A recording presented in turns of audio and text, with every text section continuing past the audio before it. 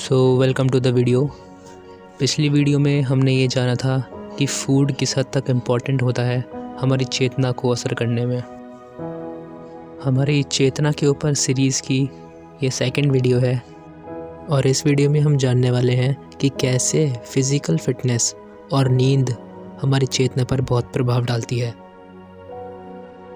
तो अभी तक हमने अपने फ़ूड को, अपने इनटेक को प्योर कर लिया है, सात्विक कर लिया है। हमने अपने पूरी एलिमेंट्री कैनाल की शुद्धि कर ली है।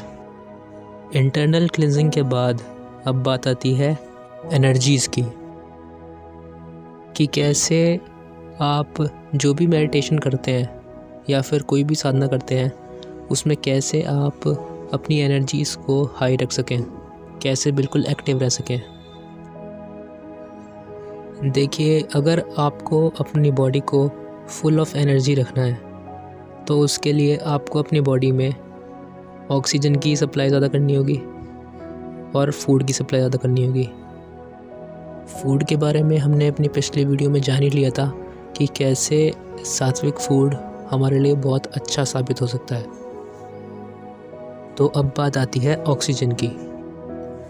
देखिए, आपको पता ही होगा कि हम जो भी वर्कआउट करते हैं, जैसे रनिंग करते हैं या फिर कोई भी फ़िज़िकल एक्टिविटी करते हैं, तो बॉडी अपने ऑक्सीजन की सप्लाई पूरी करने के लिए तेज़ तेज़ सांस लेती है, जिससे हमारे बॉडी के अंदर भरपूर ऑक्सीजन जा पाती है, जिससे एरोबिक रेस्पिरेशन मुमकिन हो पाता है।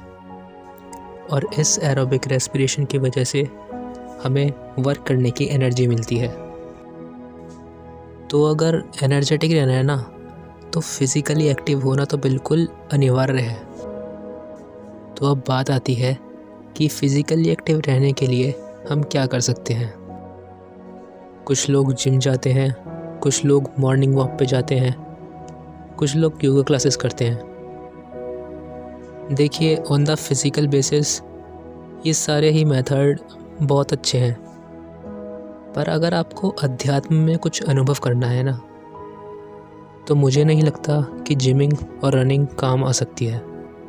क्योंकि जिमिंग और रनिंग जैसी हार्डकोर वर्कआउट के अंदर ना जो एनर्जीज़ होती हैं वो सारी हमारी बॉडी को हील करने के अंदर ही निकल जाती है। अगर मैं अपनी बात करूं तो मैं भी अप टू 10 किलोमीटर्स तक रनिंग कर लेता था, पर इसके बाद कोई मुझसे बोले कि चलो मेडिटेशन करने बैठते हैं, तो नहीं, ये मुमकिन नहीं था। खैर, अभी यहाँ पर मेडिटेशन या फिर ध्यान की बात करनी नहीं चाहिए क्योंकि वो बहुत दूर की चीज़ है। तो सीधा पॉइंट पे आते हैं। जितना भी मेरा हिट एंड ट्रायल मेथड के थ्रू एक्सपीरियंस रहा है, उसमें मुझे सूर्य नमस्कार से बेहतर और कुछ नहीं लगा। सूर्य नमस्कार 12 आसनों की इतनी बेहतरीन डिज़ाइन करी हुई क्रिया है जो कि आपके शरीर के किसी भी तरह के रेजिस्टेंस को बहुत प्यार से ख़त्म कर सकती है। सूर्य नमस्कार को कोई भी अलग एक्सरसाइज की तरह इक्वेट करने की कोशिश मत करना। सूर्य नमस्कार एक तरीका है सुबह सुबह अपनी बॉडी के अंदर अग्नि तत्व और वायु तत्व को बढ़ाने का, और अग्नि तत्व के बिना चेतना का विकास होना असंभव है। सूर्य नमस्कार एक तरीका है सूर्य देव को एक तरह से थैंक्स करने के लिए, बाय नोइंग द फैक्ट कि सूर्य के बिना, सन के बिना लाइफ का अर्थ पर होना इम्पॉसिबल है। अगर सन ना होता तो अर्थ पर लाइफ का एग्जिस्टेंस में आना मुमकिन ही नहीं था। सूर्य नमस्कार एक तरीका है अपने अहंकार, घमंड को साइड में रखकर इस क्रिएशन को थैंक्स करने का। तो मैं आपको रिकमेंड करूँगा कि सुबह सुबह उठकर आप रोज़ सूर्य नमस्कार करें और धीरे धीरे करें। सूर्य नमस्कार को सीखने के लिए मैं आपके लिए योगी वरुणानंद जी की वीडियो का लिंक डिस्क्रिप्शन और कमेंट सेक्शन में डाल दूँगा। उन्होंने सूर्य नमस्कार का हर एक आसन बहुत अच्छे तरीके से समझाया है। तो जब आप सूर्य नमस्कार रेगुलरली करना शुरू कर देंगे तो इसके बाद आपको नींद भी बहुत अच्छी आने वाली है, जो कि हमारा इसी वीडियो में अगला टॉपिक है। देखिए, नींद में आप अपनी बॉडी की एनर्जीज़ को और बेहतर भी कर सकते हैं और बेकार भी कर सकते हैं। मतलब आप नींद के बाद और ज़्यादा सात्विक भी हो सकते हैं और तामसिक भी हो सकते हैं। जैसे अगर आप खाना खाने के कुछ देर बाद ही सोने चले जाते हैं तो जो एनर्जीज़ आपकी बॉडी की हीलिंग में लगने वाली थी ना, वो अब खाना पचाने में लगेंगी, जिससे कि आपकी बॉडी की हीलिंग नहीं हो पाएगी और आप जब उठेंगे तो बहुत ज़्यादा वीक और गंदा महसूस करेंगे। इसीलिए आयुर्वेद बताता है कि सूर्य ढलने के बाद हमें कोई भी खाना नहीं खाना चाहिए।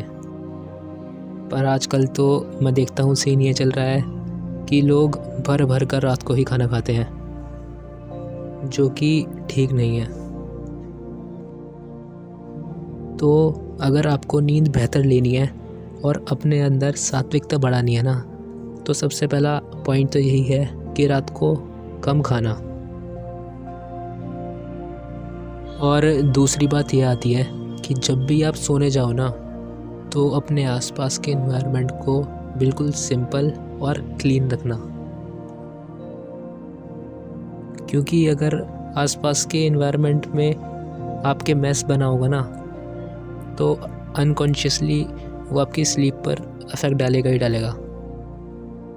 फॉर एग्ज़ाम्पल, अगर हम अपनी बेडशीट को बिना साफ़ करे उस पर सो जाते हैं, अगर उसकी सलवटों को नहीं सही करते, तो जब हम उठते हैं ना, तो एक वो होती है ना, तामसिक प्रवृत्ति थोड़ी सी बढ़ जाती है हमारे अंदर। पॉइंट ये है कि आपको ऐसी छोटी छोटी चीज़ों को ना इग्नोर नहीं करना। तो जैसा कि मैंने आपको कहा था कि नींद आपको और ज़्यादा पॉजिटिव भी बना सकती है और आपको नेगेटिव भी बना सकती है। तो किसी मनुष्य के अंदर पॉजिटिव एनर्जीज़ या दिव्य शक्तियों को बढ़ाने के लिए एक बहुत ही ज़्यादा बेहतरीन योगिक टेक्निक है, जिसका नाम है योग निद्रा। योग निद्रा एक ऐसी टेक्निक है जो कि आपके ध्यान तक की यात्रा को और तेज़ कर सकती है। इस ज़बरदस्त टेक्निक के बारे में तो फ्यूचर वीडियोस में बात करूँगा। फ़िलहाल आप सूर्य नमस्कार शुरू करिए।